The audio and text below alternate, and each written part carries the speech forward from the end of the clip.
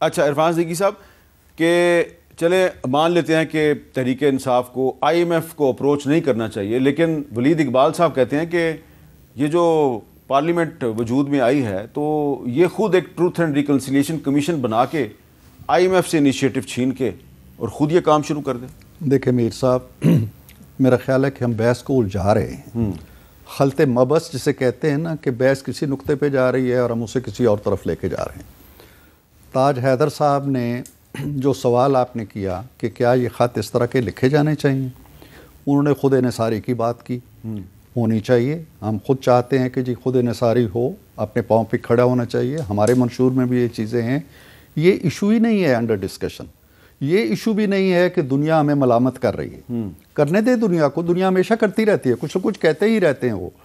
اور میرے دوست ولید اقبال کہتے ہیں جی کہ یورپی یونین بھی سوچ رہی ہے تو ڈونرز بھی سوچ رہے ہیں. سوچنے دیں، بند کر دیں. وہ آئی ایم ایف بھی کہے جی کہ آپ نے الیکشن ٹھیک نہیں کرائے، بند کر، ہم مان لیں گے.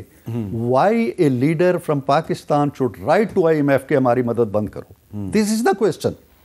اس پہ بات ہونی چاہیے کہ ایک پاکستانی پاکستان کے اندر آنے والی امداد کو روکنے کے لیے اپنا اثر و رسوخ کیوں استعمال کر رہا ہے، بلیک میل کیوں کر رہا ہے کہ جی مجھے جیل سے نکالو ورنہ میں تمہاری امداد بند کر دوں گا.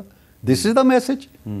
اس پہ بات کر رہے ہیں ہم یہ نہیں کہہ رہے کہ خود انحصاری نہیں ہونی چاہیے، ہونی چاہیے، لیکن ٹروتھ اینڈ ریکنسیلیشن بھی بننا چاہیے. ٹھیک ہے. لیکن دکھ اس بات کا ہے کہ ہمارے اندر سے اب اس طرح کی آوازیں کیوں اٹھنے لگی ہیں. ہم کیوں باہر والوں کو کہتے ہیں جی کہ ہم ادھر سے، ہمارا نعرہ کیا ہے؟ غلامی سے نجات کا نعرہ، غلامی نامنظور. غلامی نامنظور ہمارا سلوگن ہے، اور ہم باہر سے ایک ایک توق لاتے ہیں، کہیں سے لاتے ہیں اور اپنے گلے میں ڈالتے ہیں. آپ سے زیادہ یہ غلامی نامنظور ہے. آپ سے زیادہ ناقد تھے تحریک انصاف کے مولانا فضل الرحمان صاحب، تو آج وہ کیا باتیں کر رہے ہیں، ذرا آج کی جو ان کی گفتگو ہے ذرا وہ بھی سن لیں. پاکستان مسلم لیگ نون، پاکستان پیپلز پارٹی، میں آج ان سے ایک مؤدبانہ سوال کرنا چاہتا ہوں کہ 2018 میں بھی آپ کا یہی مینڈیٹ تھا اور 2024 میں بھی آپ کا وہی مینڈیٹ ہے، لیکن اسی مینڈیٹ کے ساتھ آپ نے اس وقت کہا تھا داندھی ہوئی ہے اور آج کہتے ہیں الیکشن ٹھیک ہوا ہے. میں پاکستان تحریک انصاف سے بھی پوچھنا چاہتا ہوں کہ تقریباً وہی مینڈیٹ ہے جو 2018 کا تھا آپ کا.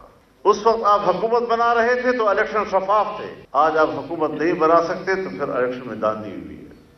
اس وقت موقف کچھ اور، اس دفعہ کا موقف کچھ اور. تو مولانا فضل الرحمان صاحب کہہ رہے ہیں جی کہ الیکشن میں دھاندلی ہوئی ہے، اور وہ کہہ رہے ہیں کہ یہ جو تحریک انصاف جو ہے وہ بھی دھاندلی کی بات کر رہی ہے، لیکن وہ کہہ رہے ہیں جو میں کہہ رہا ہوں وہ اس میں زیادہ کریڈیبلٹی ہے. جو تحریک انصاف جو الزام لگا رہی ہے وہ غلط ہے. نہیں، وہ تمام چیزیں ہیں. خود ہمارا جو سینٹرل الیکشن سیل ہے جس کی سربراہی میں کر رہا تھا، الیکشن کے دن ہم نے ثبوتوں کے ساتھ ہم نے 60 کے قریب کمپلینٹس کی، اور جہاں ہمارے پاس ثبوت نہیں تھا ہم نے کہا ہماری اطلاع یہ ہے اور آپ اس کی تفتیش کرائیں، تحقیق کرائیں. تو یہ تمام چیزیں اپنی جگہ ہیں کہ دھاندلی ہوئی ہے، وہ بڑے پیمانے پہ ہوئی ہے. لیکن پھر یہ سوال پیدا ہوتا ہے، وہ سوال کہ جو ہمارے سامنے پچھلے الیکشن پہ تھا کہ کیا ملک میں انتشار برپا کریں گے، کیا وہ اسٹیبلٹی، کیونکہ یہ جو ہے switch over from dictatorship to democracy can't be overnight. یہ ایک گریجول پروسیس ہے، اور ایک پروسیس جو ہے کو ایگزسٹنس کا بھی ہے کہ جس میں ان کی اسپیس کم ہوتی جائے اور عوام کی اسپیس بڑھتی جائے. یہ دو طاقتیں ہیں، اسٹیبلشمنٹ آف پاکستان اور عوام. اس میں آہستہ آہستہ عوام کی اسپیس جو ہے وہ بڑھانی ہے ہمیں. 2018 میں بھی جو صرف 78,471 فارم لگائے تھے ویب سائٹ پہ الیکشن کمیشن آف پاکستان، اس میں سے 128 ایسے تھے جن پہ کینڈیڈیٹ کے نام کے ساتھ دستخط تھے. باقی جو تھے وہ 4,000 وہ کس نے کیے کس نے نہیں کیے. تو اس قانونی طور پہ وہ بالکل غلط انتخابات ہوئے تھے. ہم نے 98 پیج کی شکایت الیکشن کمیشن کو دی.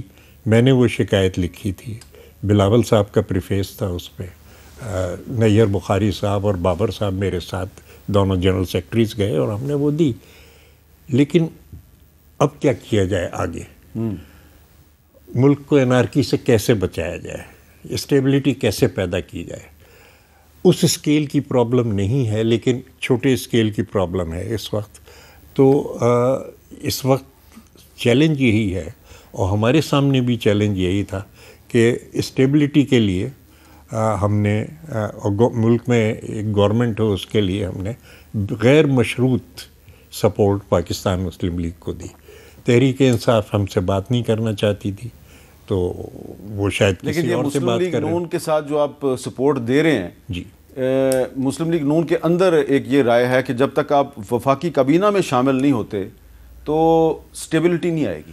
نہیں، دیکھیے آفر تو یہ بھی تھا کہ آپ آخر کے 2 سال کے لیے وزیر اعظم آ جائیں، لیکن یہ پھر ہماری پالیسی کہ ہم اپنے ہاتھ کھلے رکھیں اور پارلیمنٹ کے فلور پہ جو بھی، کیونکہ اختلاف کہاں ہے، اختلاف معیشت کے مسائل پہ ہے، کہ وہ ہم جو ہماری پیپل سینٹرک پروپوزلز ہیں ان کو ہم پریس کریں. ٹھیک ہے، اور وہ انشاءاللہ ہم کریں گے پورے تعاون کے ساتھ.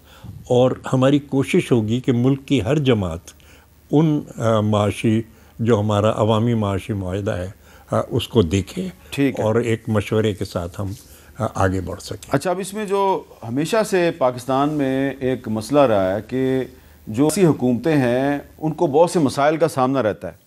تو اس پر ہمارے ایک بزرگ ساتھی تھے جناب نذیر ناجی صاحب، کل ان کا انتقال ہو گیا.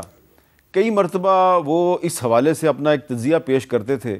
میں نے ایک بریک لینی ہے، بریک سے پہلے میں ان کا تجزیہ پیش کر رہا ہوں اور پھر میں ان کی کہی ہوئی جو باتیں ہیں ان کو کچھ آگے بڑھانے کی کوشش کروں گا. ذرا سنیں ناجی صاحب کا کیا تجزیہ رہا ہے. پاکستان کا پاور سٹرکچر اس ملک کے غریبوں، مزدوروں اور محنت کشوں کو موقع نہیں دینا چاہتا کہ اس کے اندر پینیٹریٹ کرے. اور جو عوام کی بات کرتا ہے، خواہ وہ سول سوسائٹی کا بندہ سور وردی جیسا ہی کیوں نہ ہو، اس کا انجام بھی موت ہوتا ہے.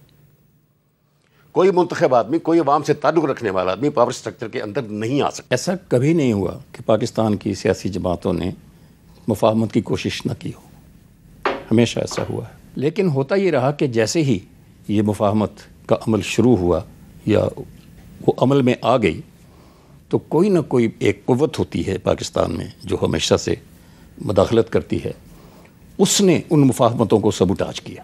وہ قوت اپنے لیے مینوورنگ اور ڈومینیشن کی گنجائش نکالتی ہے. ہمارے ہاں کی جمہوریت اتنی نحیف نظار اور کمزور ہے کہ یہ 2.5-3 سال میں ہانپنے لگتی ہے.